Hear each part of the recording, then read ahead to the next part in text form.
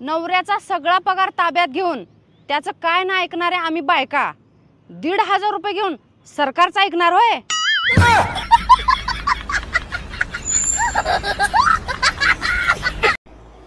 काय विचार करायला व? एकीची आठवण यायली ग, म्हणजे एका ठिकाणची आठवण यायली ग. ती तू सारखं म्हणायचीस की माझ्या जागी दुसरी असती तर मग तुम्हाला कळलं असतं. होय बरोबरच आहे की. मग माझ्या जागी दुसरी असती तर मग तुम्हाला कळलं असतं.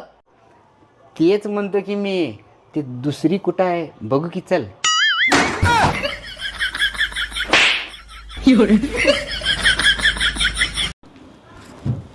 काय झालं एवढं का टेन्शन मध्ये बसलाय?